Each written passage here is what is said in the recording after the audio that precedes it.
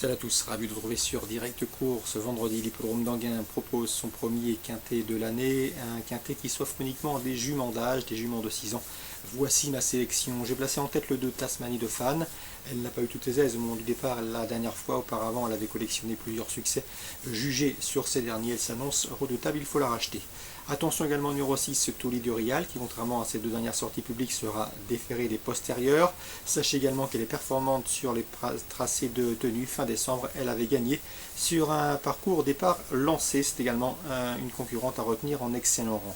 Le numéro 1, Tensitalov, qui fait preuve d'une loi de régularité à ce niveau de compétition. D'ailleurs, elle n'a jamais terminé plus loin que 5e lors de ses 5 dernières sorties publiques. Sachez également qu'elle est efficace derrière l'autostart. Elle aime courir caché. Et à mon avis, elle a parfaitement les moyens de disputer les premiers rôles dans ce lot. Attention également aux 4 Topaz de Fort, qu'il ne faut pas juger sur sa dernière sortie. Auparavant, elle avait collectionné des bons résultats à ce niveau de compétition, devançant notamment 4 de ses rivales du jour. C'était le 2 janvier. Autant dire qu'il faut la racheter en confiance. Numéro 7, Topaz de Fort. Pour les places, je retiendrai le 12, Troïka de Liton, qui aurait terminé plus près avec un meilleur déroulement de course la dernière fois. Elle est en forme, elle est courageuse, et sa fin de course doit lui permettre de faire l'arrivée. Le 15, Temporal, qui possède en 1,14,9 la meilleure réduction kilométrique du peloton sur ce tracé. Sachez également qu'elle, en dépit de son numéro en deuxième ligne derrière la voiture, elle a les moyens de venir corser les rapports. Ensuite, le numéro 8, Talisa du Gite. C'est vrai que le numéro est en dehors, mais c'est une spécialiste des parcours de vitesse. Et à ce titre, elle mérite un certain crédit. Mieux vaut donc s'en méfier. Ensuite, le 4, Texan Fredano. Si l'on en juge par l'impression laissée lors de son succès obtenu le 2 février à Vincennes, elle s'annonce redoutable. Le bémol avec elle, c'est qu'elle est plus performante sur les parcours de tenue.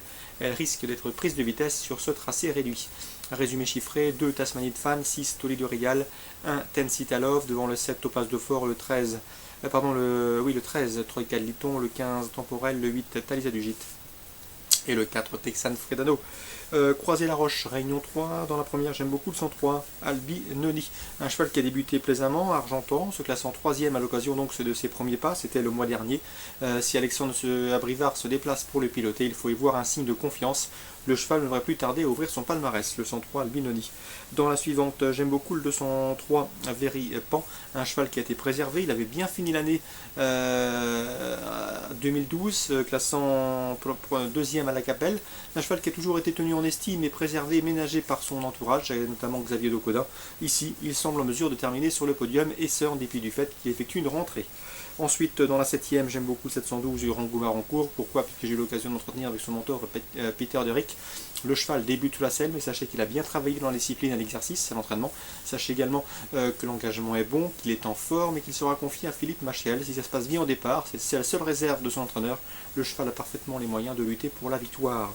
103, 203, 712 pour la Réunion 3 au Croisé La Roche. Bonjour à tous, rendez-vous demain.